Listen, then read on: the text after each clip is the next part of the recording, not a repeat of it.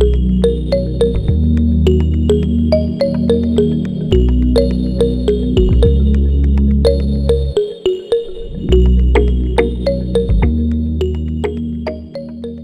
de nos recrutements et on s'est rendu compte que les profils en reconversion étaient souvent mal vus et avaient une mauvaise presse auprès des recruteurs et des entreprises. Et du coup, on a voulu mettre en avant ces profils lors de ce webinaire. Donc, l'idée de ce webinaire, c'est que vous ressortiez avec toutes les clés en main pour vous mettre en avant pour mettre en avant votre profil lors de vos entretiens, mais également sur vos CV. Donc voilà. Donc on est présent avec Strapi et la fondation Elle Digital aujourd'hui pour justement vous conseiller et vous aider au maximum. Donc si vous avez le moindre question, n'hésitez surtout pas.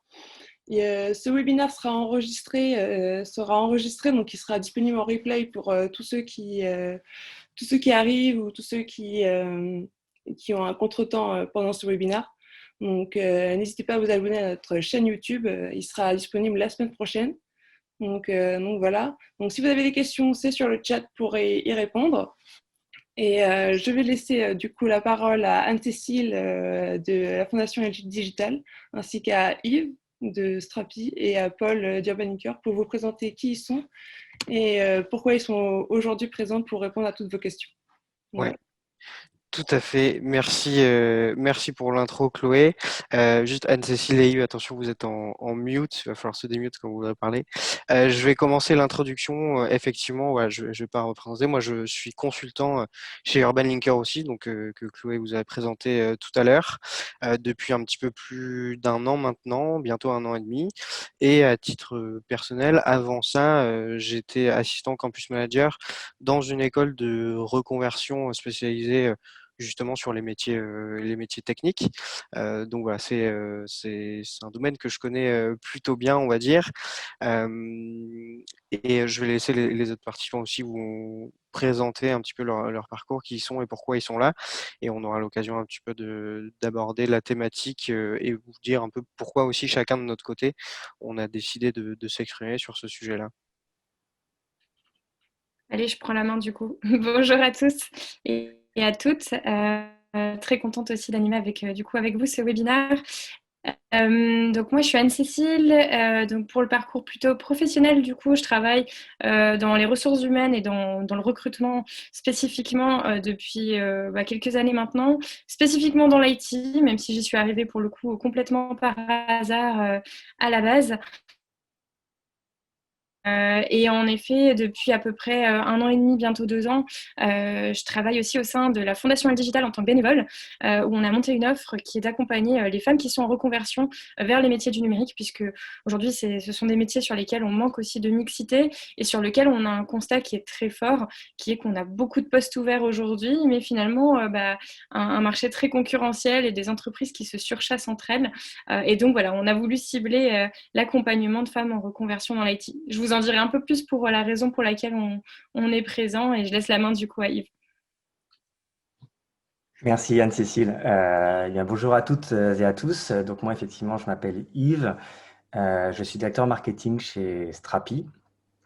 Strapi, en fait, c'est une start-up qui est à la base une start-up française open source et qui est un headless CMS, donc un content management system. On aura l'occasion d'en parler un peu plus tard probablement. Mais chez Strapi, nous, on est très investis justement sur ces questions de recrutement, de diversité, d'inclusion et justement d'essayer d'être le plus divers possible. Et donc, c'est pour cette raison-là que je suis là parmi vous et que je suis très heureux de faire partie de ces webinaires et de parler de tous ces sujets. Voilà, donc moi, personnellement, je suis également un profil en reconversion. Et moi-même, j'ai rejoint Strapi après avoir repris des études dans la tech, avec une formation initiale dans les sciences. Donc, j'ai un profil aussi en conversion. Donc, c'est un sujet qui, pour moi, a beaucoup d'importance et qui, je crois, est fondamental pour la croissance des entreprises et pour que, justement, on puisse créer des environnements de travail les plus divers, les plus riches et que chacun puisse apporter ses expériences.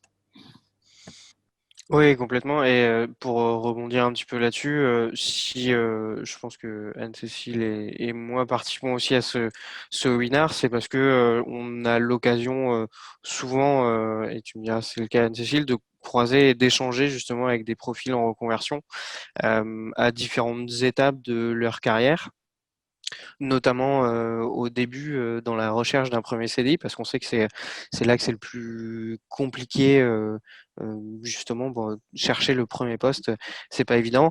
Malheureusement, moi je parle pour moi, dans mon métier, on n'a pas souvent l'occasion de pouvoir recruter des profils juniors, que ce soit d'ailleurs reconversion ou diplômé bac+5 dans l'IT, mais c'est plus parce que nos clients nous missionnent sur des postes, on va dire, à plus de responsabilité, plus d'expérience. Par contre, ce qu'on sait pertinemment, c'est que les profils qui sont sortis d'école, diplômés aujourd'hui, ça va être les profils qui seront recherchés demain, et notamment par des chasseurs de tête comme moi, comme nous. Donc on est toujours très content de pouvoir aider quand on le peut des gens voilà, qui ont besoin de conseils sur justement cette problématique de mise en valeur auprès des recruteurs. Et la deuxième raison pour laquelle, en tout cas moi je participe à ce webinaire, c'est aussi parce que je me rends compte qu'avec mes clients, de plus en plus, la question du diplôme ben, se pose moins au final. Quand je pose la question de est-ce que voilà, vous avez des attentes par rapport au diplôme, en général, la réponse est non, c'est plutôt l'expérience qui va primer et ce qui a été fait avec cette expérience-là. Donc, c'est pour ça que avec- voilà, aider justement des profils en reconversion à se mettre en avant, à se mettre en valeur et pouvoir avoir plus de chances de s'investir dans des carrières et des projets professionnels qui, dès le départ, sont intéressants, c'est bénéfique de toute façon pour tout le monde. Ouais, je te rejoins, Paul, et je suis en phase. Moi, j'interviens également. Enfin, j'y suis confrontée comme toi au quotidien, de par mon poste, puisque je rencontre un certain nombre de personnes. Alors, pour le coup, plutôt sur une orientation où moi, je recrute pour ma société. Mais en effet, c'est quelque chose qui est un vrai sujet, et en même temps, les entreprises ont de plus en plus de besoins. Donc, il y a une vraie place, pour le coup, pour les personnes qui sont en reconversion. Et j'y suis également confrontée dans le cadre de Health Digital où on accompagne en effet ces femmes-là vers le numérique. Et en effet, on s'est rendu compte que non seulement de notre métier, hein, ça fait partie, enfin, ça fait presque l'intégralité de nos journées, donc c'est quelque chose qui est quand même très important. Quand on parle de reconversion, on parle de transition, de période d'introspection, de période de doute. Souvent, ça se vit comme un projet avec des itérations. Hein, c'est pas tout de suite qu'on trouve forcément le domaine ou les sujets qui nous plaisent. Donc, voilà, on a besoin aussi de ne pas forcément se sentir seul, abandonné. Et le fait d'être en groupe, de faire des choses ensemble, permet aussi de pouvoir avoir des idées différentes et de s'entraider. On en reparlera, je pense, aussi dans les autres thématiques qu'on abordera tout à l'heure. Et nous, c'est l'accompagnement en fait, qu'on propose justement à Elle Digital pour pouvoir permettre à ces personnes de pouvoir réintégrer le monde du travail, mais avant même de réintégrer le monde du travail, vraiment prendre les bases et bien définir son projet professionnel, savoir ce vers quoi on va. Euh, Avoir aussi un appui parce qu'on ne l'a pas forcément toujours, que ce soit auprès de ses proches ou autres, et puis ensuite pouvoir aller dans une démarche de éventuellement formation et puis réintégrer un marché du travail avec la logique de refaire son CV, de refaire des entretiens, et puis voilà, se réentraîner à passer ça et ce qui n'est pas forcément un exercice qui est simple. Et nous, on est aussi là avec Paul et avec Yves pour vous partager un petit peu les pratiques qu'on peut avoir, que ce soit en tant que cabinet, en tant qu'entreprise, pour pouvoir vous aider aussi par la suite, dans le cadre de vos reconversions, à avoir quelques petites bonnes pratiques et petites choses peut-être éventuellement à éviter. Et du coup, n'hésitez pas, en effet, si vous avez des questions dans le chat ou autre, on sera heureux d'y répondre tout au long. Mm. Complètement. Et d'ailleurs, Ouais. j'y pense. Si peut-être pour avoir un petit aperçu aussi des gens qui participent à ce webinaire, savoir si vous pouvez mettre dans le chat peut-être où est-ce que vous en êtes justement. Est-ce que pour le moment c'est un projet de reconversion? Est-ce que vous avez fini cette reconversion-là? Est-ce que vous êtes déjà peut-être dans le marché du travail? Simplement pour savoir aussi où, à quelle étape vous en êtes justement et peut-être orienter un petit peu notre discours sur la suite, ça pourrait être intéressant. Oui, absolument. Et moi, je voulais également rebondir sur, Paul, ce que tu disais au sujet des diplômes. Je suis complètement d'accord sur le fait que ça a vraiment de moins en moins d'importance. Et justement, je suis heureux de partager aussi mon expérience. en tant que recruteur et puis au plus large, représenter Strapi sur tous les différents métiers sur lesquels on recrute, aussi bien dans la tech que donc au marketing dont je fais partie. Et effectivement, les diplômes vont avoir une importance qui va être de moins en moins importante. Et ce qui va être important, ce qui va être intéressant, et on en parlera plus longuement après, c'est effectivement comment montrer une motivation, comment mettre en avant votre profil, comment montrer par plein de moyens différents, aussi bien sur votre présence Internet, sur votre CV, que sur les entretiens, comment montrer justement votre valeur ajoutée. Et ça, c'est des choses sur lesquelles on va, nous, en startup, être particulièrement sensibles. Et voilà. Donc, je suis ravi de partager ces expériences avec vous. Super. On va peut-être pouvoir rentrer un peu dans le vif du sujet, je pense. Si ça va à tout le monde, je pense que on peut commencer peut-être par l'aspect justement mise en avant, que ce soit peut-être on peut parler un petit peu de réseau professionnel parce que je pense que c'est important et puis mise en avant sur le CV aussi. Euh, je sais pas si Anne-Cécile, peut-être tu as quelque chose à dire sur la mise en avant. Je sais pas si justement avec Elle Digital, vous avez quelques conseils pour comment se mettre en avant sur les réseaux, sur le CV, sur. Ouais, c'est quelque chose qu'on fait. C'est un atelier d'ailleurs, un des ateliers qu'on anime et qu'on anime aussi avec des partenaires. Donc peut-être que par la suite on pourra en faire aussi ensemble.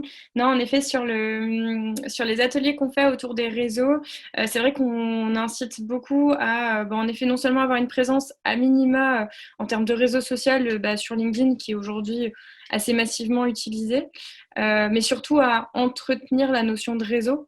Donc il y a en effet toute la logique purement orientée CV. Vous pouvez construire votre profil sur LinkedIn, mais ça va être également construire votre réseau sur LinkedIn en allant, je sais pas, discuter avec des personnes qui peuvent faire les métiers que vous voulez exercer ou tout simplement que vous avez en curiosité si vous êtes simplement au début de votre projet pro. J'ai vu que c'était le cas pour certaines personnes dans le chat. Et au moins commencer à se documenter sur ce qui se fait et quels sont, quel serait le quotidien pour pouvoir un peu se projeter, savoir ce qu'on voudrait, ce qu'on voudrait pas. Ça peut être une bonne pratique. Ça vous permet aussi d'avoir des personnes dans votre réseau que vous pouvez ressolliciter. Je partage juste une petite expérience, une petite anecdote qui m'est arrivée il y a 2 mois.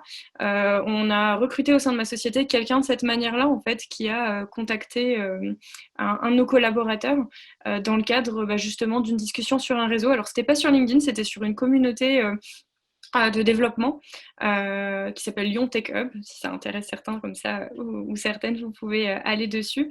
Et en fait, ils ont discuté comme ça et par ce biais-là, cette personne était très curieuse. Il se trouvait qu'elle commençait à rechercher un emploi et finalement, aujourd'hui, elle est en poste en CDI. Elle vient d'arriver au début du mois de septembre. On est très content de l'avoir parmi nous et c'est quelqu'un qui était pour le coup en reconversion et qu'on accompagne, bien sûr, parce qu'il y a quand même aussi notre rôle à jouer dessus. Donc c'est vrai que je pense que c'est important de l'entretenir de différentes manières. Peut-être que vous pourrez compléter, notamment Yves et Paul, aussi sur que ce soit sur les réseaux sociaux, mais peut-être sur également les meet-up ou je ne sais pas s'il y a des réseaux spécifiques que vous utilisez, vous également, en tant que société ou sur lesquels vous êtes présents. Oui, tout à fait. En fait, là où je voudrais rebondir, c'est effectivement quand tu parles d'entretenir ce réseau. Effectivement, au-delà en fait je dirais que nous chez Strapi, ce qui va vraiment être un déclencheur, souvent c'est au-delà de l'adéquation entre la personne et le poste. Évidemment, on va avoir quelques besoins, mais c'est aussi ce qui va vraiment être un déclencheur pour nous, c'est de ressentir la passion ou l'envie de la personne de faire partie de l'aventure. Parce que il faut voir aussi qu'un travail en start-up, c'est vraiment une aventure qui prend beaucoup de temps, qui prend beaucoup d'énergie, qui demande beaucoup d'implication. Et du coup, c'est vrai que sans une motivation très très forte, souvent ça peut être difficile. Donc du coup, pour ressentir cette motivation-là, ça va être effectivement, il va falloir voir à travers tout un réseau, voir sur Internet, la présence sur les réseaux sociaux, évidemment sur LinkedIn, mais également, par exemple, dans le cadre de la tech, nous, on va être très vigilants aussi, par exemple, pour un profil de développeur, sur sa présence, par exemple, sur GitHub. On est une solution, nous, open source.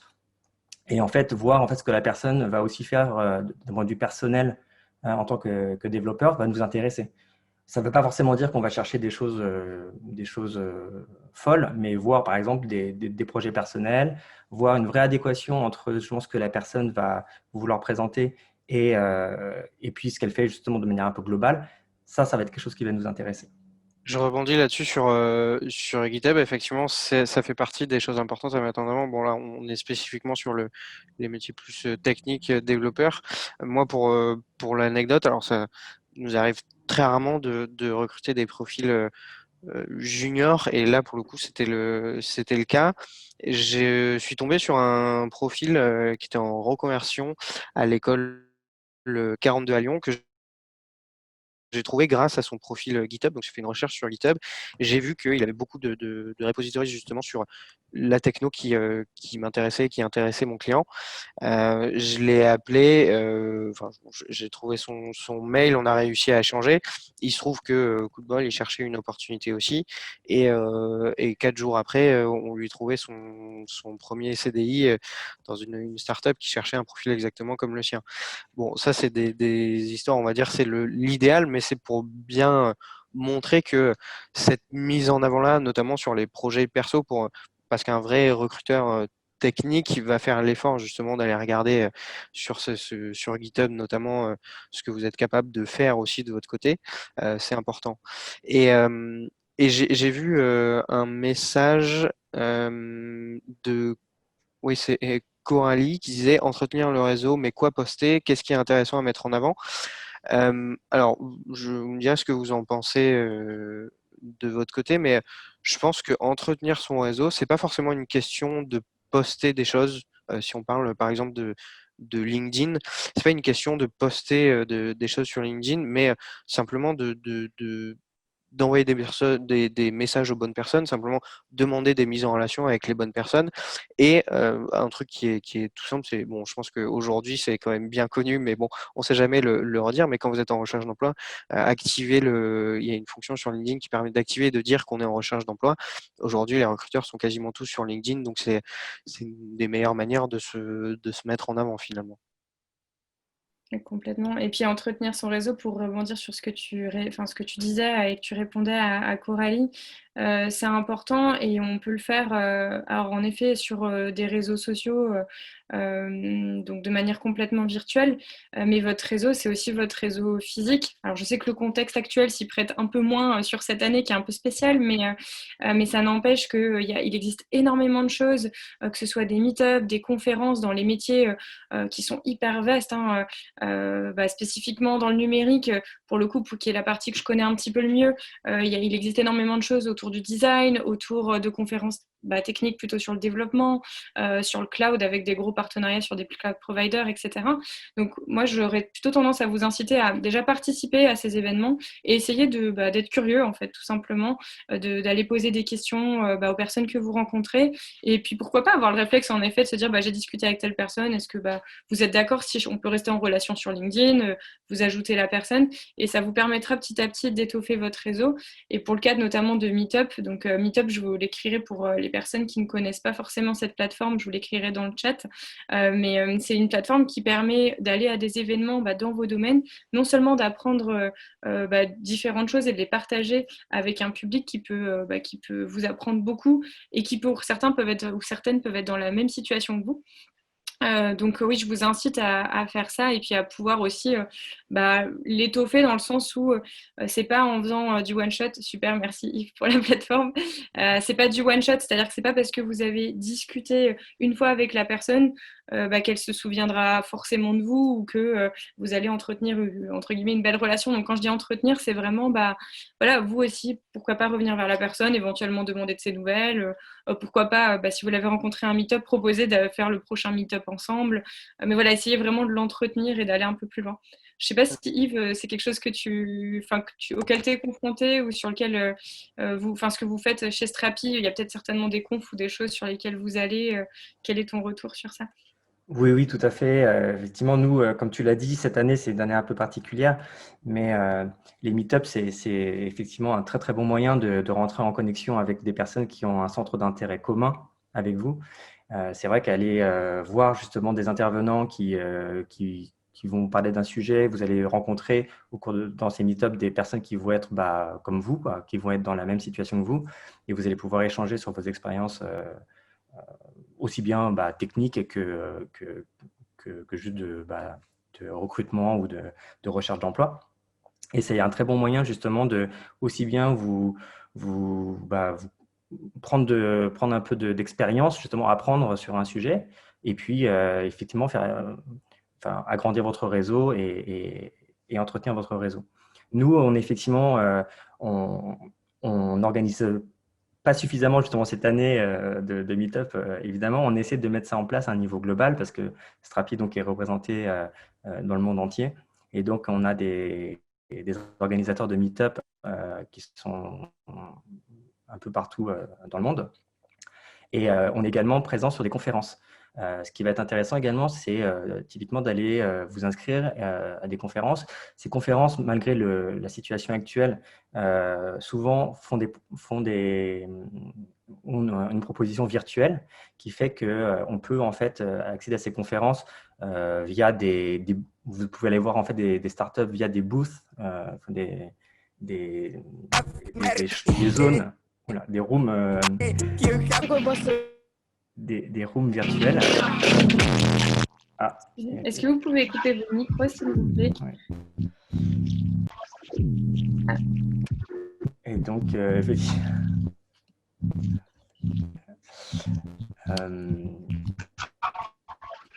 sais pas si tout le monde m'entend bien, mais donc effectivement, je disais que les conférences proposent donc des alternatives virtuelles pour répondre à la situation actuelle. Est-ce que la personne qui a de la musique derrière elle peut couper son micro, s'il vous plaît?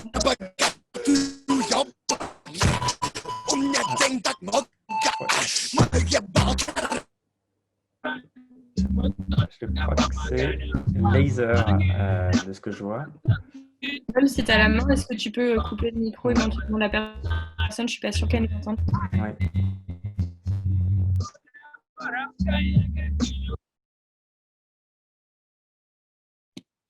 Hop. Bien, merci. Merci beaucoup. Oui, donc je disais, donc ces conférences, donc je pense à la Jamstack Conf, par exemple, dans notre écosystème ou au API Days. Typiquement, toutes ces conférences, en fait, proposent une alternative virtuelle dans le contexte actuel.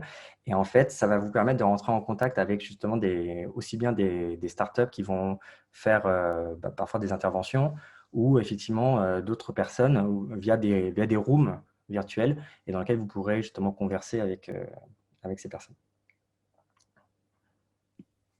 C'est intéressant d'avoir ce principe-là et que vous le mettiez en place chez Strapi.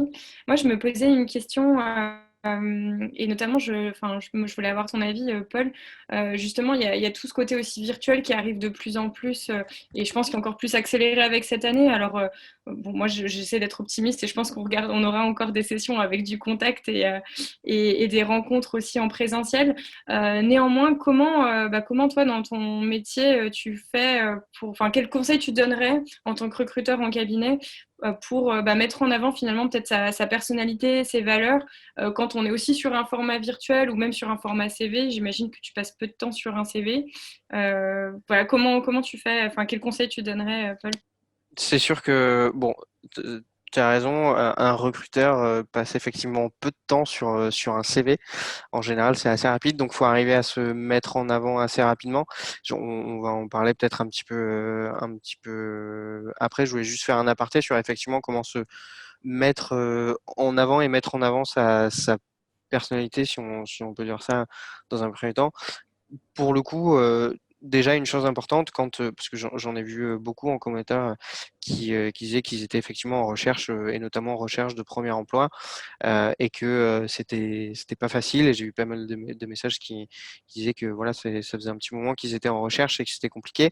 Une chose à faire, c'est déjà essayer d'arriver à identifier les personnes qui sont les plus concernées dans les entreprises, donc peut-être les responsables ressources humaines ou même directement les tech leads, et ne pas hésiter à envoyer un petit message sur LinkedIn, ne pas hésiter, voilà, en s'adaptant bien sûr à son interlocuteur, mais essayer de faire passer un message, certes sur vos compétences techniques, mais aussi sur ce que vous cherchez en termes de valeur et ce que vous pouvez apporter aussi de votre côté. Ça, c'est une manière de se mettre en avant. Après, sur le CV à proprement parler, quand on passe effectivement à l'étape effectivement où on commence à envoyer son CV et on commence à répondre à des offres d'emploi, il y a des choses qui sont importantes. Moi, j'en vois passer hein, des CV de tout type d'ailleurs, que ce soit aux conversions ou non, il y a des erreurs de partout et c'est bien normal. Mais il y a une petite chose alors qui s'adapte beaucoup à ce que je fais, puisque moi je suis dans le recrutement technique, donc je vais parler de ça, on va dire, parce que c'est là où je m'y connais le mieux.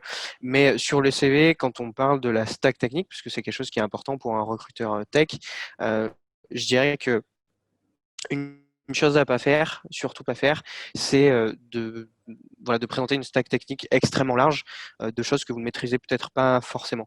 Adaptez votre CV à l'offre pour laquelle vous postulez, mais soyez aussi honnête avec vous-même et sur vos compétences.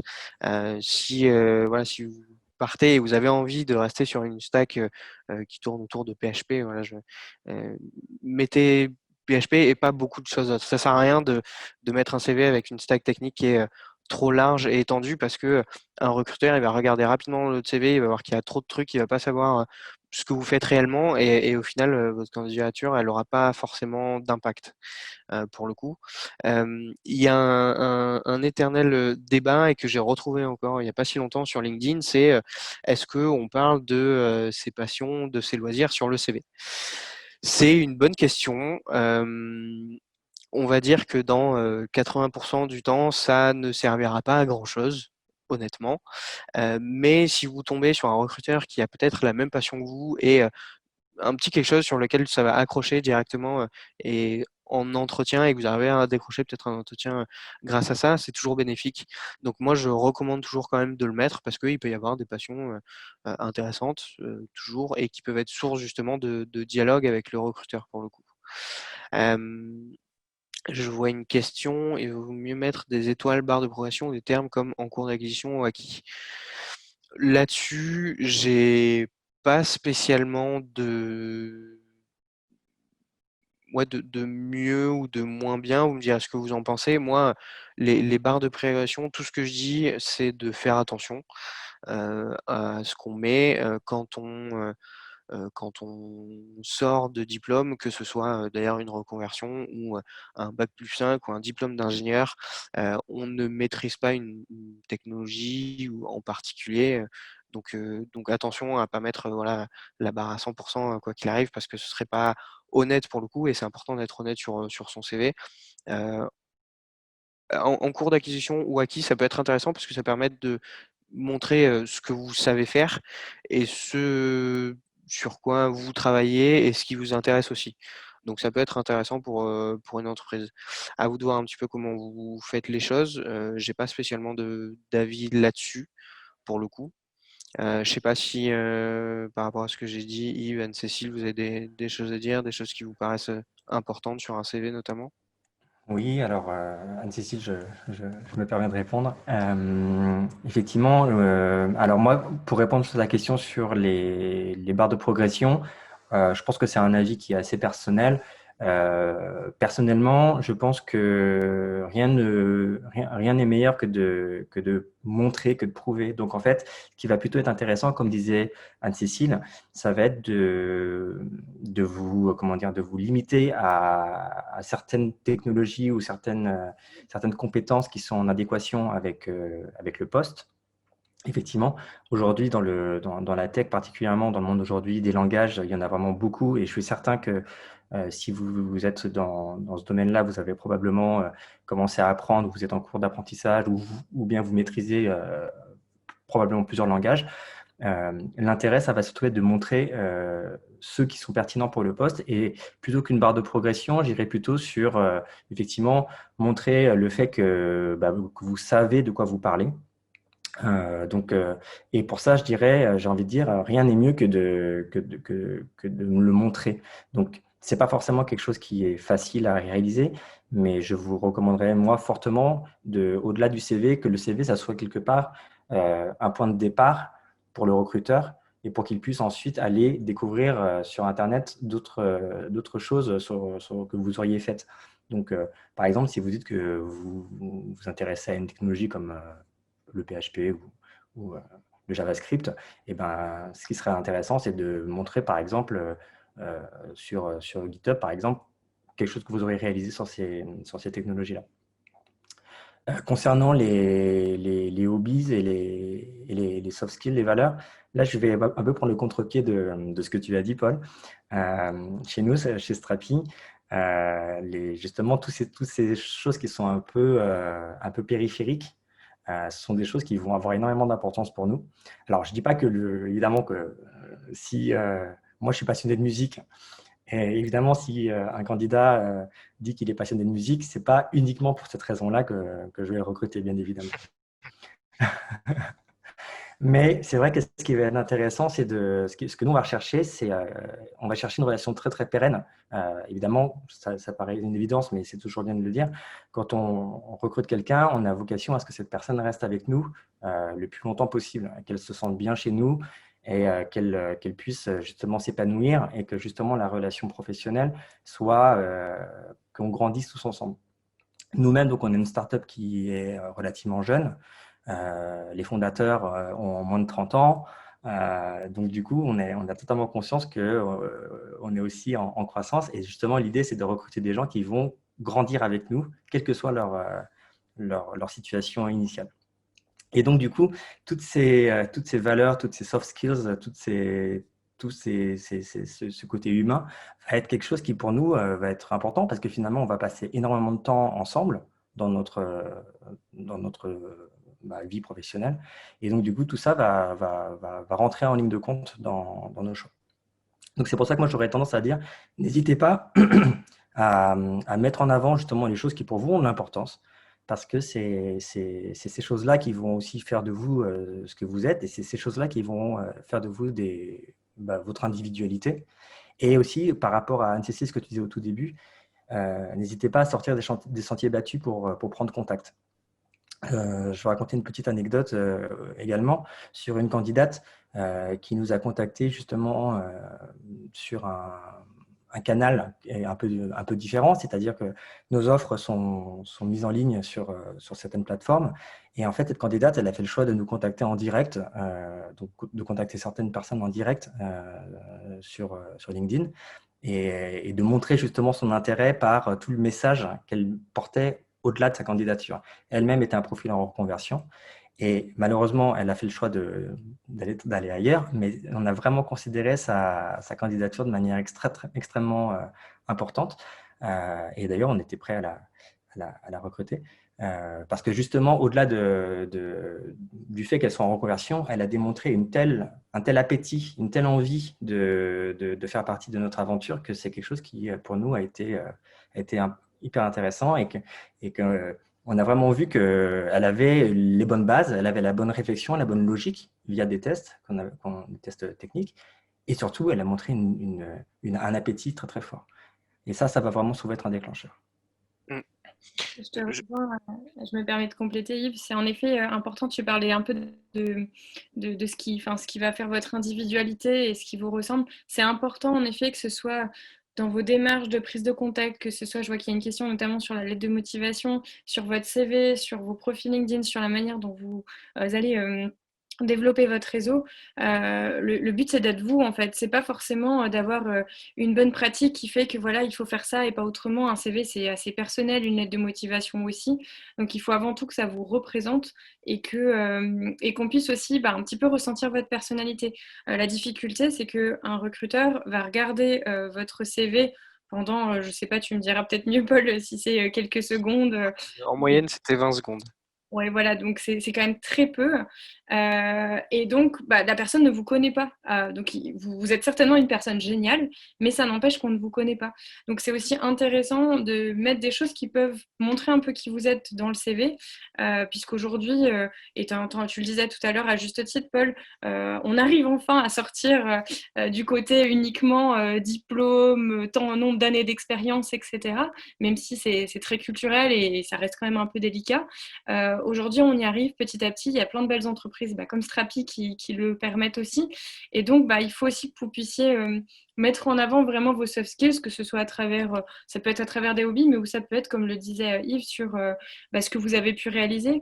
Vous cherchez un poste en design, vous avez fait un book, mettez peut-être votre book. Vous avez fait un projet personnel, alors qui n'est pas trop personnel, mais qui est en lien avec l'IT, en tout cas dont vous avez potentiellement l'envie de parler et pas de sujet avec ça, pourquoi pas le mettre, hein. Si vous avez fait, je sais pas, le site web d'une boutique pour un cousin ou pour des amis, ça montre que vous êtes curieux, que vous êtes investi, que vous avez envie de montrer que vous êtes motivé.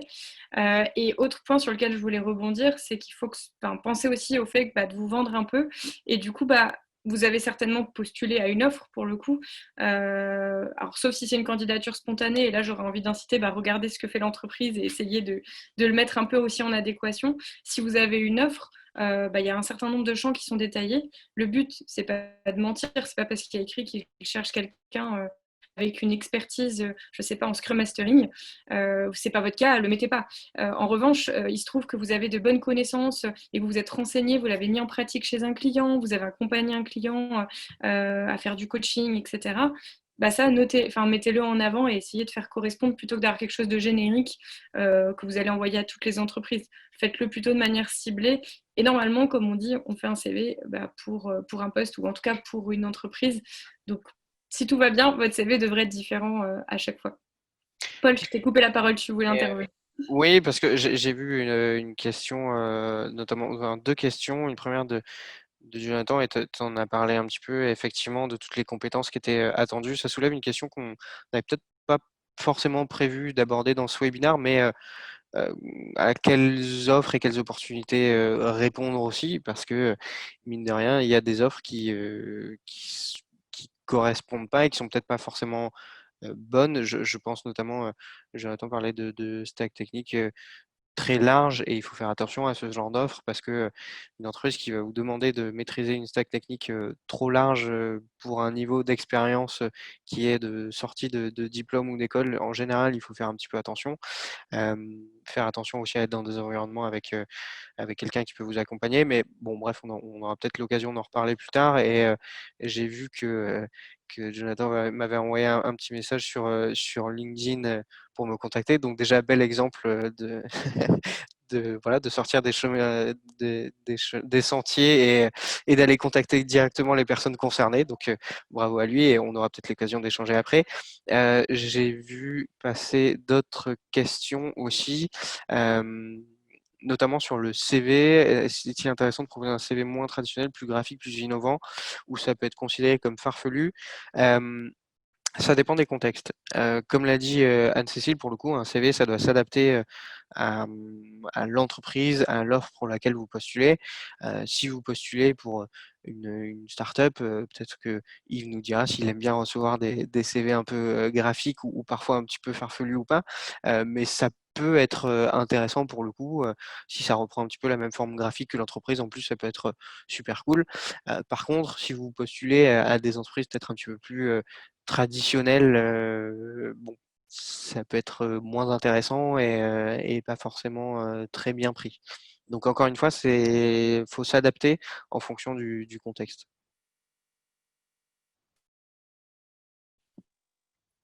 Ah, on t'entend pas, Yves. Oui, pardon, j'essayais de me démuter, pardon. Oui, alors j'ai plein de choses que j'ai envie de dire, donc je vais essayer de, de prendre les choses dans l'ordre. Alors, concernant la question, est-il intéressant de proposer un CV moins traditionnel, plus graphique, plus innovant? Là-dessus, ce que je vais dire, c'est qu'un CV, c'est avant toute autre chose, c'est ce que vous décidez de mettre en avant, c'est ce que vous décidez de montrer à l'entreprise. Et comme l'a dit Anne-Cécile, je pense que, pour être très concret, il faut, dans la mesure du possible, c'est chronophage évidemment, mais c'est extrêmement important effectivement d'adapter votre discours, votre CV, ce que vous allez donc envoyer à l'entreprise. Donc, d'adapter votre message aux besoins de l'entreprise. Cette adéquation va être fondamentale.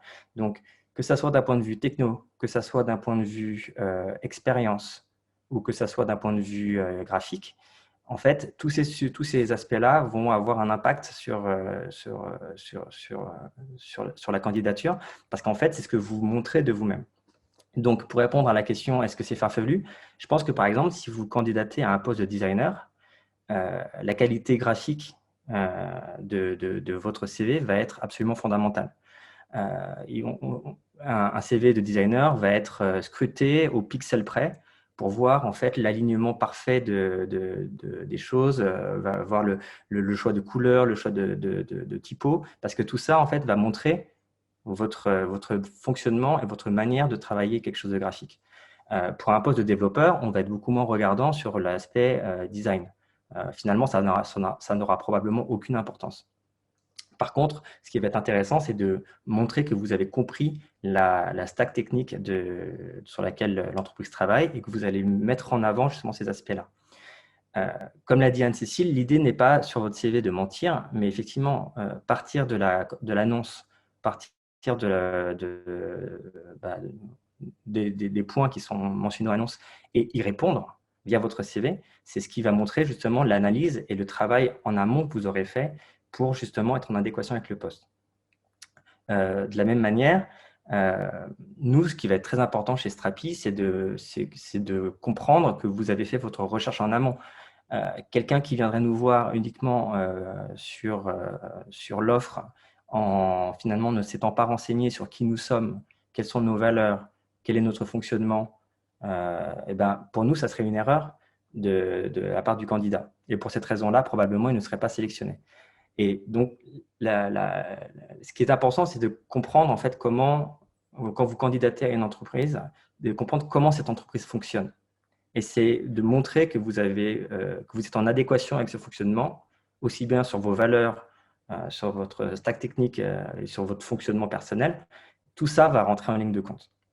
Nous, on est une société, par exemple, pour donner un exemple très concret, on est une société open source. Donc pour nous, la transparence est quelque chose de très important. On essaye de montrer autant que possible tout notre fonctionnement, notre code est public, notre fonctionnement est public, on essaie d'être le plus transparent possible. Et donc, quelque part, on va attendre d'un candidat d'avoir ces mêmes valeurs de transparence, d'excellence aussi, parce que du coup, on va avoir cette volonté de faire quelque chose de très qualitatif. Donc voilà, ces différentes valeurs-là, elles sont publiques sur notre site web, par exemple, et donc on va attendre d'un candidat de les avoir lues et de réfléchir à savoir si ces valeurs lui parlent, et auquel cas de les faire transparaître dans sa candidature. Voilà, j'ai été un petit peu long, excusez-moi. Je rebondis sur ce que tu dis et en même temps, je vois qu'il y a des questions dans le chat qui sont très orientées autour de l'âge. Alors, je vais parler par conviction personnelle, mais je vous laisserai, Paul et Yves, peut-être y répondre. De mon côté, l'âge n'a pas à impacter en fait ce qu'on va, n'a pas à impacter le process de recrutement ou la décision finale. Pour le coup, on va recruter quelqu'un pour à la fois ses compétences métiers et ses compétences qu'on appelle personnelles, donc soft skills, comportementales. Et c'est sur ça que va se baser un recruteur et l'ensemble de l'équipe qui va décider de recruter ou non telle ou telle personne.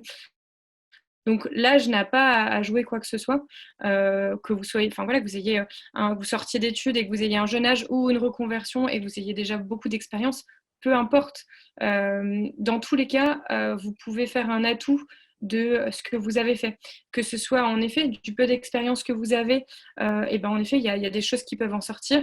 Vous pouvez valoriser si vous avez, je ne sais pas, 10 ans, 20 ans d'expérience dans un autre domaine, vous pouvez complètement le retraduire puisque aujourd'hui, et c'est ce dont on se rend compte au sein d'Elle Digital quand on accompagne ces femmes en reconversion dans l'IT, c'est qu'on ne pense pas forcément dès le début que parce qu'on, je sais pas, on a été comptable ou je sais pas, on a été vendeur, vendeuse, peu importe, qu'en fait on se dit je tire un trait, je vais passer sur un autre métier, je veux être développeuse ou je veux être être designeuse, bah, ça n'a rien à voir avec la comptabilité ou avec la vente.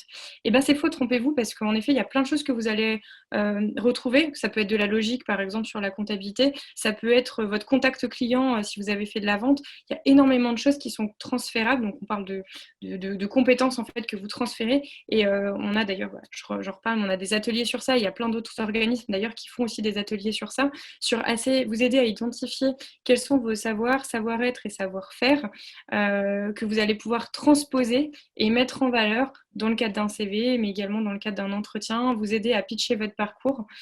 Je vois la question de Caroline, en effet, sur Welcome to the Jungle, pourquoi ils mettent-ils l'âge médian de leur équipe en avant? J'ai envie de dire peut-être poser leur la question. Non, après, bon, je pense que voilà, il y a aussi une surenchère aujourd'hui sur le fait de montrer aussi comme vous allez vous montrer comme vous êtes, les entreprises se montrer comme elles sont, et donc voilà, de partir un petit peu, voilà, d'expliquer quel est l'état d'esprit quand vous rejoignez telle ou telle société, et peut-être que voilà, pour eux l'âge c'est important de simplement le transmettre. Ça ne veut pas dire que ils seront fermés voilà, à avoir des personnes qui ne rentrent pas dans ces clous-là. Mais voilà, en tout cas, moi, ce serait mon avis. Et pour le coup, pour les personnes qui se posent ces questions-là, ne vous mettez surtout pas un frein. Peu importe l'âge que vous avez, ça n'a pas à rentrer en compte dans un process de recrutement. Et en plus de ça, ce serait discriminant si c'était le cas. Donc, gardez-le en tête pour le coup. Je vous laisse la main si vous voulez rebondir, Paul. Et oui, je voulais rebondir sur ce que tu disais sur les expériences précédentes. Il y en a beaucoup qui, probablement parmi vous, ont eu des expériences précédentes. Et notamment, c'était Caroline qui disait, je crois, au tout début du webinaire, qu'elle se reconvertissait suite à 8 ans d'expérience chez Apple, ce qui lui permettait de lier sa casquette relation client management et connaissances tech. Bon, forcément, c'est très très bien et ouais, ça suit une certaine continuité, mais elle a tout à fait raison pour le coup. Les expériences que vous avez potentiellement eues avant, elles vous servent aussi dans votre reconversion. J'ai croisé trop de CV de reconversion où il y avait, voilà, c'était complètement occulté. Les expériences d'avant, on n'en parlait même pas, elles étaient même pas affichées sur le CV et pour le coup, c'est très dommage. J'ai eu la chance d'accompagner 2 sessions justement de reconversion qui faisaient une reconversion sur la tech dans une formation accélérée de 5 mois où il y avait des gens qui venaient de milieux complètement différents, de la musique, du journalisme. Il y en avait certains qui arrivaient à faire des connexions peut-être un petit peu plus évidentes parce qu'ils venaient de métiers plus créatifs, on va dire, dans le web, mais faire des connexions justement vers une prochaine reconversion et mettre ça en avant sur votre CV et sur votre présentation aussi. On va peut-être pouvoir passer à la partie entretien notamment, mais quand vous vous présentez en entretien, c'est important aussi de parler de ça. Parce que c'est tout simplement qui vous êtes et c'est important, faut pas le cacher. Alors, je sais pas si, par exemple, Yves, toi, tu as des conseils sur la partie notamment entretien. Qu'est-ce que tu aimes bien entendre? Qu'est-ce que tu aimes pas entendre peut-être, notamment aussi? Alors, sur la partie entretien, déjà, peut-être que ce qui peut être intéressant, c'est que je vous décrive un peu notre process à nous de recrutement. Donc, nous, en fait, évidemment, tout va commencer par une candidature CV. Et comme je vous disais, n'hésitez pas à sortir des sentiers battus. Nous, on a évidemment une page Welcome to the Jungle sur lequel, effectivement, l'âge est indiqué. Mais juste pour très rapidement répondre à cette question, est-ce que la tech est réservée aux trentenaires? Absolument pas. Absolument pas. Il se trouve que les trentenaires sont favorisés parce que c'est une génération qui a grandi dedans et donc qui, du coup, a naturellement a évolué dans cet environnement-là, mais ce n'est pas du tout réservé aux trentenaires. Et ce qui va être intéressant, au contraire, ça va être que les personnes qui vont être plus matures ou avoir d'autres expériences vont pouvoir apporter justement une vision différente. Et donc, ce qui va peut-être être intéressant, c'est d'aller chercher des sociétés à un stade de développement sur lequel vos compétences vont aussi pouvoir avoir un impact. Mais donc, pour revenir à la question de l'entretien, nous, notre processus commence par par un premier entretien avec les personnes qui vont être en charge du recrutement. Pour l'instant, on n'a personne, nous, qui est dédié au recrutement. Donc, c'est chaque pôle, en fait, qui est responsable des recrutements au sein de son pôle. Et donc, nous, on va d'abord avoir ce premier entretien. On va ensuite avoir un test technique qui est obligatoire et qui est sur tous les postes, quels que soient les postes, du poste le plus technique, comme on imagine bien les développeurs, mais également, ça va être le cas pour un recrutement en RH, ça va être le cas pour un recrutement en marketing. Donc, on fait ce test technique pour aussi des questions d'équité sur tous les postes. On va ensuite on va avoir une session de fit meeting, ce qu'on appelle des fit meetings, c'est-à-dire qu'on va faire passer des entretiens nombreux d'une demi-heure avec des duos de collaborateurs qui sont choisis de manière plutôt dans l'environnement de travail proche, mais ça peut aussi être dans des pôles différents. Et en fait, ces sessions d'entretien sont très importantes justement pour évaluer tous les soft skills, justement. Encore une fois, tout l'aspect humain. Et ce que je veux dire, c'est que ce moment-là, en fait, est très, très important. C'est là aussi où vous pouvez faire transparaître qui vous êtes, montrer vos valeurs, vous montrer votre spécificité. Et voilà. Et là, on est vraiment sur un aspect très humain. Et du coup, tous ces points-là sont très importants. Donc oui, sur les aspects, il y a tout ce processus qui est relativement long et il ne faut pas voir ça comme quelque chose il ne faut pas en avoir peur. Au contraire, il faut voir en fait toutes ces différentes étapes comme autant de points de contact qui vont vous permettre de montrer en fait qui vous êtes et de montrer vos compétences et de montrer votre motivation et votre envie. Et ça, c'est quelque chose qui va être très, très, très important. Nous, encore une fois, je me répète, mais cette envie va être souvent autant, voire plus forte que certains autres aspects qui vont être plus techniques. On va accepter de recruter un poste de junior si cette personne va nous démontrer qu'elle connaît très, très bien notre société, notre écosystème, qu'elle voit notre vision, qu'elle voit dans quel horizon on se projette d'ici 2 ans, et que du coup, elle se projette elle-même pour nous aider à y arriver. Donc, tous ces aspects-là vont être très, très importants. Et puis, il ne faut pas oublier également, pour rebondir sur ce que tu dis, Yves, il ne faut pas oublier que vous passez des entretiens et l'entreprise cherche à vous connaître, mais vous êtes là aussi pour essayer de chercher à connaître l'entreprise. Donc, c'est aussi des moments qui sont privilégiés pour vous, déjà pour vous rendre compte, est-ce que c'est la bonne entreprise ou pas, en reconversion ou pas en reconversion, on choisit où on veut travailler. On a la chance dans le numérique d'avoir aussi une possibilité qui est assez vaste en termes de nombre d'acteurs sur le marché et donc d'entreprises et d'offres présentes. Donc voilà, vous avez une possibilité qui est assez large. Donc, essayez d'en profiter pour justement sur ces entreprises qui vous donnent la possibilité de vraiment les connaître, d'en profiter, d'en tirer le meilleur. Moi, ça m'arrive dans mes pratiques de recrutement de proposer à un candidat ou une candidate, si la personne le souhaite, de rajouter une étape qui n'était pas forcément prévue dans le process de recrutement, mais juste de dire j'ai eu l'impression que voilà, de ce que vous intéresse, vous vous entendriez très bien, je ne sais pas, par exemple, avec Marine qui a un poste et une évolution, un parcours qui semble proche sans être le même. Éventuellement, si vous voulez, vous pouvez la contacter. Donc, soit la personne la contacte en direct, soit éventuellement j'organise et je mets en relation. Mais l'objectif, il est aussi pour moi que la personne, elle se projette vraiment au maximum et qu'elle ait aussi le plus d'informations le plus transparente possible. Donc, de même que nous, on va essayer d'être honnête et transparent. Alors, ce ne sera pas un CV, ce sera plutôt un site ou de la communication. Pour le coup, c'est la même chose un petit peu qu'on va attendre, que ce soit de nos échanges, de vos CV, de vos prises de contact.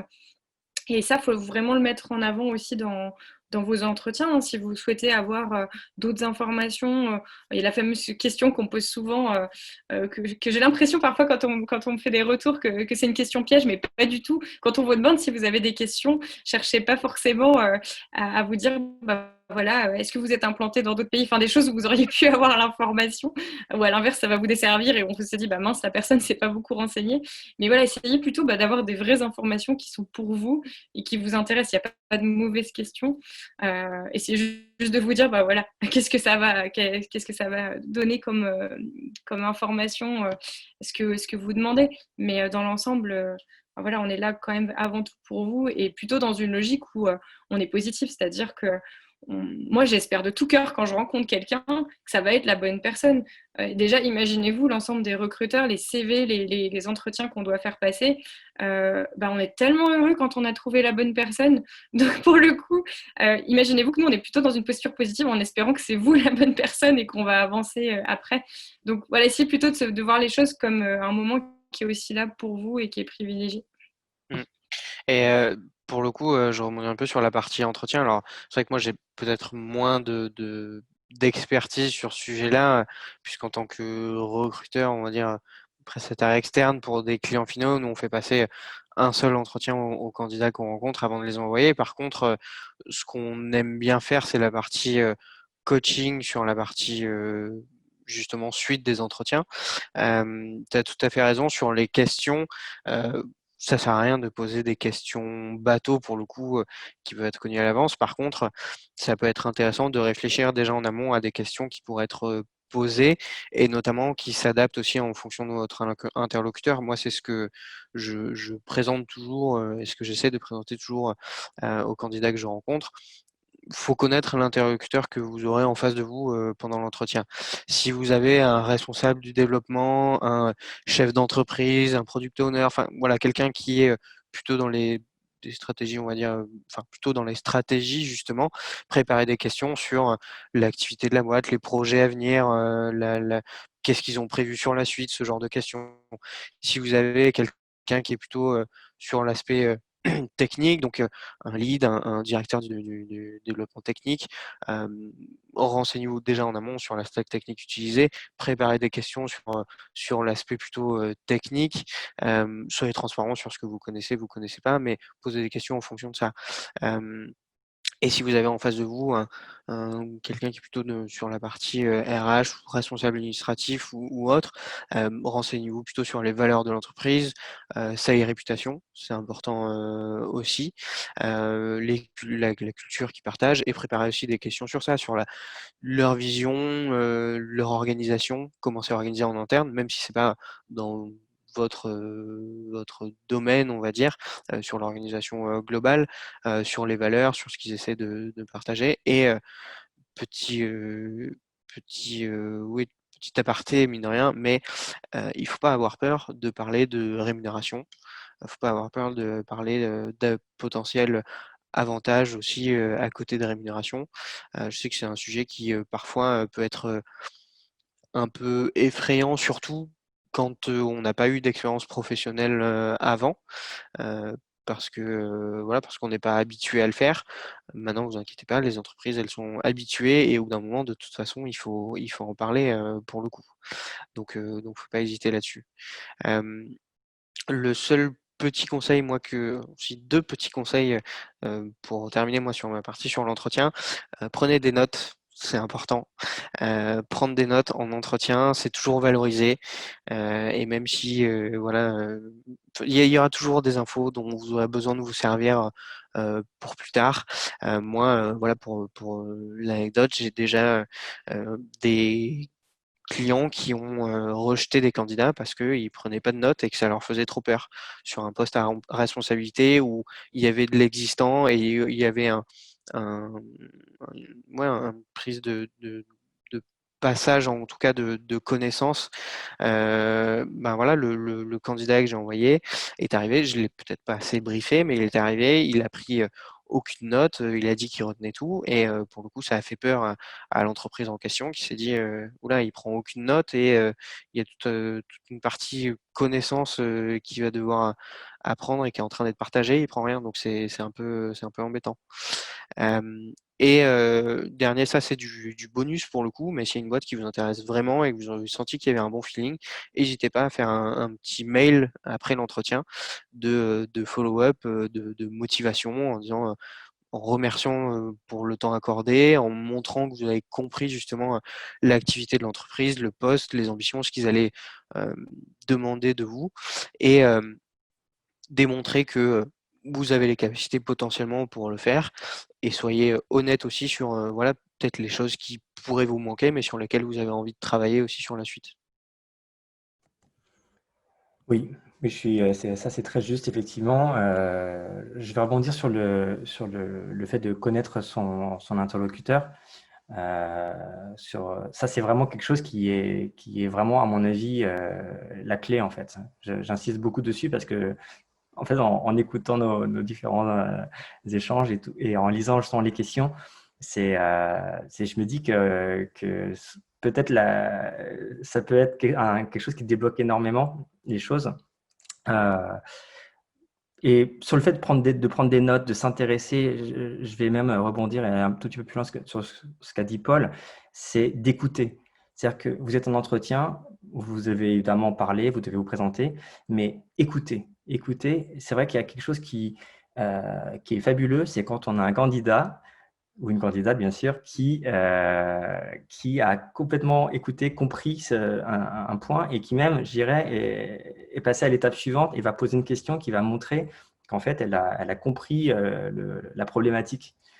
Et comme disait Anne-Cécile, nous, notre but, c'est, en tant que recruteur, c'est vraiment de trouver quelqu'un avec qui on va être content de travailler, de passer du temps, de passer 8 heures, parfois 10 heures par jour, voilà, avec qui on va travailler au quotidien, ces personnes-là. Donc, on est vraiment dans une logique très bienveillante, très positive. Et donc, c'est vrai que quand on voit cette personne qui s'est posé la question des problématiques que nous-mêmes on se pose, dont parfois on n'a pas des réponses, et quand on se dit que cette personne-là finalement a compris les questions que nous-mêmes on se pose, et on se dit ok, c'est fabuleux. Donc, tout ce travail je dirais, préalable de recherche, aussi bien sur l'interlocuteur, effectivement, comme disait Paul, sur à qui est-ce qu'on s'adresse. En fait, si vous arrivez à prouver à votre interlocuteur pendant l'entretien que vous le connaissez, finalement, enfin, vous avez compris, que vous l'avez compris, et finalement, ça va être un point qui va être très, très fort. Je suis d'accord, et en effet, un autre petit conseil qui peut peut-être vous aider à préparer vos entretiens, je conseille souvent de se poser juste une seule question, c'est de se dire qu'est-ce qui fait que vous vous levez le matin par rapport au monde professionnel, bien entendu, puisqu'on est dans ce cadre-là, pour le coup, dans le cadre des entretiens. Et en fait, en répondant à cette question, vous allez vraiment vous dégager déjà qu'est-ce qui fait que ce poste peut vous intéresser, qu'est-ce que cette entreprise va vous apporter de plus que vous n'aviez pas, vos collègues peut-être, l'atmosphère sur place, enfin, tout ça va vous permettre de vous dire, voilà, ça, moi, c'est ça dont j'ai besoin. Parmi ce dont j'ai besoin, il y a un certain nombre de choses que je retrouve par rapport à cette entreprise chez qui je vais passer l'entretien. Et donc, je vais raconter mon histoire. Et voilà qui je suis, voilà ce que je cherche, voilà ce que je retrouve chez vous et qui fait que je viens aujourd'hui vous contacter. Et souvent, ça permet en tout cas de vous poser aussi, à la fois de poser qui vous êtes, de poser ce que vous avez, ce dont on parlait tout à l'heure sur les compétences transférables. Donc, il y a tout un tas de questions en fait qui vont être répondues à travers cette question. Et je rebondis également puisque je vois Anne-Sophie qui posait la question de comment, entre guillemets, sortir du lot, puisque en effet, il y a un marché en tension sur la région RA avec des métiers dans le numérique qui sont très présents, avec beaucoup d'offres des entreprises. Et comme je le disais d'ailleurs un peu en démarrage, avec un phénomène de surchasse, c'est-à-dire qu'aujourd'hui, les entreprises, au lieu d'aller chercher des personnes qui sont sur le marché parce que certaines n'y sont pas, elles vont se chasser entre elles et débaucher des personnes. Pourquoi pas, en effet, ça fait partie du job de pouvoir avoir la bonne personne au bon endroit, mais il faut aussi se dire que les entreprises, elles ont une forte pénurie et elles ont quand même besoin de main-d'œuvre. Et aujourd'hui, il y a la possibilité, à travers ces reconversions, de pouvoir avoir cette opportunité. Les entreprises en prennent conscience. Il y a déjà d'ailleurs beaucoup d'entreprises qui proposent des formats de formation avec stage accompagnés et financés par les entreprises, ce qui vous permet aussi, vous, de basculer directement après sur un poste potentiellement. Après, qu'est-ce qui va faire que vous allez vouloir vous différencier? Moi, par exemple, la personne que j'ai recrutée l'autre jour, dont je vous parlais tout à l'heure, cette personne-là, elle était très curieuse. Elle avait fait une formation voilà, on va dire de mise à niveau dans le numérique, puisqu'elle cherchait à être développeuse. Donc, elle a fait une formation en développement sur un langage en particulier, pour le coup, qu'on utilise. En revanche, ce qui l'a fait sortir du lot, ça a été sa prise de contact et sa curiosité à travers l'approche qu'elle a eue sur la plateforme avec un de nos collaborateurs. Mais ça a été aussi que pendant tout ce temps, elle a fait des projets de son côté, elle s'est auto-formée. Elle n'est pas restée passive en fait, elle a été vraiment active dans sa reconversion. Et certes, vous avez des formations qui vous sont proposées, qui sont certainement très bien, mais ça ne suffit pas parce qu'il y a également des personnes qui sortent de cursus plus longs où les personnes ont eu des stages, où elles ont eu des alternances, des vraies expériences. Donc privilégiez peut-être déjà les formations qui vous permettent d'avoir une expérience potentiellement avec, et surtout faites également vous le maximum de votre côté pour montrer en effet cette envie. Il y a plein de plateformes, que ce soit Open Classroom, que ce soit des forums comme Stack Overflow. Il y a énormément de plateformes aujourd'hui sur lesquelles vous pouvez apprendre de votre côté et qui sont très réputées. Et ça, vous pouvez même le mettre dès votre CV. Pas besoin d'attendre l'entretien, mettez-le en avant. Comme tu disais, Yves, en parlant du GitHub, n'hésitez pas à mettre, je sais pas, même vos lectures du soir, si vous avez un bouquin sur le clean coding parce que ça vous passionne et que c'est ce que vous avez lu dernièrement, mettez-le, ce sera un vrai plus pour le coup. Je pense que effectivement sur l'aspect et je voulais parler surtout de l'aspect motivation aussi. Je pense et j'espère que la plupart des formations accélérées, notamment sur la partie technique, insistent bien sur le fait que une formation accélérée ou même longue, hein, d'ailleurs, ne suffit pas à maîtriser tout l'aspect technique. Il faut continuer à travailler de son côté aussi. C'est un métier, ça fait partie des métiers qui, pour le coup, est très lié à la passion et on le voit beaucoup. Les meilleurs développeurs que nous, pour le coup, on recrute pour nos clients, c'est des développeurs passionnés. Je préfère le dire pour le coup, mais vous allez être aussi en concurrence avec d'autres développeurs si vous répondez à des annonces qui potentiellement ont le même parcours que vous, qui ont les mêmes expériences que vous, le même niveau technique potentiellement que vous. Là où ça peut jouer, c'est justement sur la partie passion. Si vous aimez ce que vous faites, si vous aimez, je parle de développeur parce que c'est ce que c'est ce que je connais le mieux, mais pour n'importe quel métier digital, ça marche. Si vous aimez ce que vous faites et que cette reconversion que vous avez entrepris, c'est pour des raisons qui voilà, bon, chacun a ses raisons, mais qui correspondent aussi à cette partie passion, c'est là où vous sortirez du lot pour le coup. Et passion, je rebondis, passion ne veut pas forcément dire coder ou faire du design ou faire, je sais pas, lire des documents sur l'agilité jusqu'à 23 heures chez soi le soir, hein. On peut le faire autrement, donc je vous rassure, on a tous des vies privées à côté, mais simplement en effet de le montrer et de le mettre en avant. Oui, tout à fait. La passion, je pense que j'ai aussi envie de rebondir dessus parce que c'est un mot justement qui nous drive, ça fait partie de nos valeurs pour tout vous dire. Et parce que c'est cette passion qui va permettre en fait aussi de rebondir dans la vie d'une société et particulièrement dans la vie d'une start-up. Il y a des moments où il y a des moments de doute, il y a des moments de réflexion stratégique et des moments il y a des moments où vraiment on a aussi des petits coups de mou, ça peut arriver comme à tout à chacun. Et c'est vraiment cette passion qui va permettre de continuer à avancer. Et comme tu disais, Anne-Cécile, passion, ça ne veut pas dire travailler jour et nuit sans arrêt. Ça veut ça veut dire montrer un intérêt très très fort. Moi, pour vous donner un exemple, là, je vois l'exemple de Anaëlle dans le chat qui dit qu'elle s'est reconvertie de la biologie. Moi-même, à la base, je suis biologiste, j'ai un master en biotechnologie. Et j'ai fait une formation pour me reconvertir dans le digital, une formation qui était plutôt en mode projet. Donc, également sur les formations, un point qui est intéressant, c'est une formation qui va vous permettre de mettre en œuvre, à mon sens, va avoir plus d'intérêt qu'une formation théorique. Et tout ce qui va pouvoir vous permettre en fait de montrer des choses. Internet permet justement à chacun d'avoir une vitrine. Donc, tout ce qui va vous permettre de montrer ce que vous savez faire va, à mon sens, être très, très important. Et donc, après cette formation, moi, je me suis reconverti dans la tech, du coup, et aujourd'hui, je suis au marketing.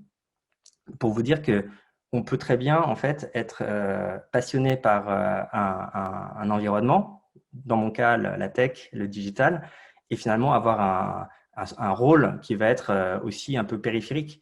C'est-à-dire périphérique dans le sens, je ne suis pas développeur, je ne suis pas celui qui construit l'outil, mais je participe justement à la croissance de cette entreprise qui me passionne. Et donc, tout ça pour dire que ce qui va être intéressant, c'est de voir en fait à quel point vos valeurs personnelles, votre personnalité, toutes les compétences transférables justement que vous avez acquises préalablement vont pouvoir en fait être en adéquation avec le poste que vous allez rechercher. Et voilà, ça c'est un point que je trouve très très intéressant. Et quand on disait de se mettre un autre point aussi sur lequel je voudrais rebondir, c'est en termes de visibilité. Pour montrer cette passion, il y a effectivement plein de moyens. Vous êtes développeur junior, vous avez la possibilité de faire des petits projets, c'est une chose, mais vous pouvez également, par exemple, avoir un blog et, par exemple, avoir des réflexions sur certains sujets qui vont montrer en fait que vous êtes très intéressé par un certain écosystème, par un environnement, et vous pouvez être passionné, je dis n'importe quoi, par la mode et vouloir être développeur dans la mode. Et justement, peut-être que vous pouvez montrer votre intérêt pour cet univers-là, et les sociétés qui vont travailler dans cet univers-là vont prendre ça en considération. Ça, on peut le retrouver d'ailleurs dans les fameux hobbies, justement. Quelqu'un qui va être, je l'avais entendu alors pour un client à l'époque qui lui travaillait dans tout ce qui est univers textile, mais plutôt orienté montagne. En effet, ils étaient très très sensibles à l'idée d'avoir des personnes qui s'intéressent on va dire au sport de montagne au sens large. Et de même que vous pouvez très bien avoir un cabinet comptable qui va recruter quelqu'un en développement. Si vous êtes comptable auparavant et qu'en plus vous avez fait une reconversion dans le développement, là, c'est le mouton à 5 pattes qu'ils n'arriveront jamais à Ouais, trouver. Donc, voilà, dites-vous qu'il y a plein de possibilités.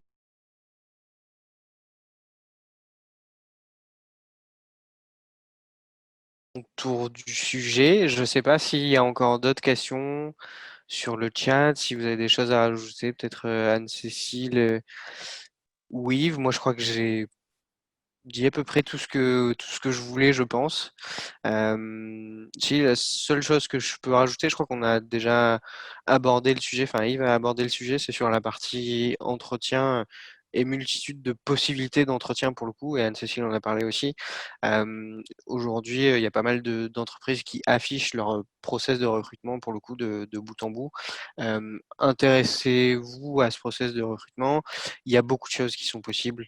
Honnêtement, on a parlé, voilà, Yves a parlé d'entretien en duo de 30 minutes avec pas mal de personnes, de tests techniques aussi, de tests fit. Voilà, ça peut aller très loin, hein. Nous, on a des clients pensés très start-up, hein, mais ça peut être des entretiens autour d'un déjeuner ou même d'un apéro. Tout est possible, tout est possible. Donc, faut s'y préparer, savoir ce qui va se passer, savoir à quoi vous attendre aussi. C'est important pour le coup. Tout comme connaître son interlocuteur par la suite. Oui, absolument. Donc moi, si j'avais un dernier message à vous transmettre, et s'il y avait une chose que j'aimerais que vous reteniez, c'est n'ayez pas peur. N'ayez pas peur enfin, vous avez en face de vous des gens qui sont des gens. Et en startup, peut-être qu'effectivement, vous allez voir des fondateurs qui vont avoir moins de 30 ans. Donc, ça va vous paraître inhabituel si vous êtes sur des habitudes un peu plus classiques de structure, on va dire, j'imagine, des grandes sociétés ou des choses comme ça. Mais n'ayez pas peur parce que justement, ces gens qui sont peut-être un peu différents, ils ont comme idée de faire grandir leur société de la meilleure façon possible. Et la meilleure façon possible, c'est par la diversité. C'est par l'inclusion, par le fait d'accueillir en fait tout le monde. Parce que, encore une fois, je donne l'exemple de Strapi parce que c'est celui que je connais le mieux, mais nous, on a vocation à être utilisés dans le monde entier par tout le monde. Donc, évidemment que si on veut atteindre cet objectif-là, il va falloir que même au sein de nos équipes, on ait autant que possible des gens les plus divers possibles et qui vont justement pouvoir nous donner leur vision sur notre produit, justement, qui est la vision de leur personnalité. Donc, c'est pour cette raison-là que nous, on recrute dans le monde entier avec des process, justement. On n'a pas parlé du télétravail. Mais ça aussi, c'est quelque chose qui peut être un critère de recherche, parce que le télétravail va aussi favoriser plus d'équité, plus d'égalité, et donc moins de biais, tous les biais cognitifs contre lesquels on se bat dans les recrutements. Tout ça, c'est des choses qu'on va essayer de limiter autant que possible. Donc, Anne-Cécile parlait tout à l'heure du biais d'expérience, du fait que souvent les entreprises vont débaucher des candidats dans d'autres sociétés parce qu'ils vont avoir l'expérience avec un certain logo, avec un certain nom. Mais justement, pour se battre contre ça, il va essayer d'aller chercher des sociétés qui vont avoir cette vision très, très transversale, quoi, ouais, voilà, très transparente aussi peut-être. Et donc voilà, donc le mot de la fin, le mot de la fin pour moi en tout cas, c'est n'ayez pas peur, n'ayez pas peur d'être qui vous êtes, n'ayez pas peur de montrer votre personnalité et surtout, si vous voulez vraiment un poste, allez vraiment vous renseigner. Allez vraiment vous renseigner et essayer de montrer toute l'adéquation que vous pouvez avoir avec cette société.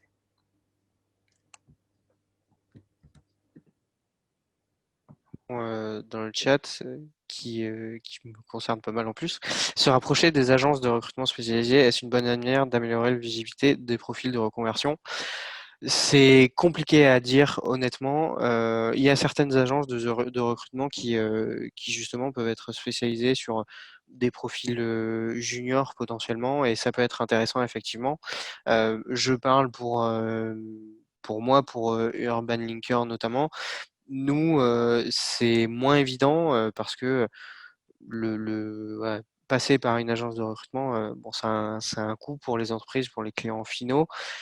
Et en général, et même la grande majeure partie du temps, on est missionné sur des postes pour des profils assez expérimentés, avec pas mal de responsabilités. Donc, même si on a envie d'aider voilà, et de discuter justement avec des profils reconversion, et même que ce soit d'ailleurs reconversion ou pas, mais des profils juniors sortis d'études, on n'a malheureusement pas trop l'occasion de le faire. Par contre, ce qu'on fait quand on a le temps, et surtout avec plaisir, c'est discuter de carrière, de choix, voilà, et de potentiellement vous aider, vous accompagner là-dessus. Je sais que je l'ai déjà fait beaucoup pour certaines personnes et là on le fait un petit peu à grande échelle, mais en tout cas c'est avec plaisir. Et si jamais vous avez des questions, je vais vous mettre le mail contact Urban Linker. Si jamais voilà, vous avez des questions, si vous voulez échanger, ajoutez-moi sur LinkedIn aussi, j'essaierai de répondre un maximum pour le coup. Et je vois des exemples d'agences de recrutement qui recherchent des profils juniors. J'en ai pas en tête. Je sais pas, Anne-Cécile ou Yves, si vous en connaissez. Moi, j'ai pas spécialement d'agence spécifiquement. Je pense que, comme disait Yves, ce qui est important, en fait, c'est de voir un peu l'ADN, que ce soit en termes d'agence de recrutement ou d'entreprise finale, enfin, société de service ou client final, en fonction de ce par quoi vous allez passer. Essayez de connaître au maximum l'ADN, vous renseigner. Il y a plein de choses sur les réseaux sociaux qui peuvent vous permettre plateformes de notation, notamment comme Glassdoor, où vous retrouvez des avis, où vous pouvez voir un petit peu des retours sur expérience de collaborateurs ou collaboratrices qui sont passés par ces sociétés. Je pense que c'est surtout ça qui vous aidera. Il n'y a pas forcément de recette miracle, ça dépend aussi beaucoup du contexte de la société, de la période des recrutements. Est-ce que la société a déjà recruté un certain nombre de personnes expérimentées, et donc elle peut se permettre d'accompagner des personnes à monter en compétences, et donc c'est le bon timing. Donc moi, j'aurais pas forcément de nom ou autre, plutôt essayer de vous rapprocher des sociétés, de connaître au maximum et de vous renseigner autour de vous. J'aurais pas forcément d'autres choses de mon côté à ajouter. Mon petit mot de la fin, c'était pour rejoindre Yves, c'est vraiment soyez vous-même, n'ayez pas peur. Si vous avez besoin d'accompagnement au sein d'Al Digital, on sera très contente de vous accompagner. Et surtout, voilà, pensez pas que vous êtes seul. On est beaucoup à se poser des questions quand on est en reconversion. C'est pas forcément une période facile. Vivez vraiment le comme un projet. C'est normal d'itérer, c'est normal de pas y arriver dès le premier coup. Et surtout, moi, je vous souhaite le meilleur, bonne chance et de trouver l'aventure qui vous plaira le plus. Merci à tous pour ce moment, d'avoir échangé. Du coup, vous pouvez retrouver le webinaire en replay la semaine prochaine sur notre chaîne YouTube Urban Linker. On mettra tout ça sur les réseaux sociaux d'ici peu. Donc, restez connectés. Et n'hésitez pas à aller voir la Fondation Elle Digital, leur site internet, et Strapi également, voir ce qu'ils font. Et vous connecter avec Anne-Cécile, Paul et Yves sur leur LinkedIn pour échanger plus amplement. Donc voilà, merci beaucoup à tous et bonne fin de journée, au revoir. Bonne fin de journée. Merci. Au revoir. Merci, au revoir.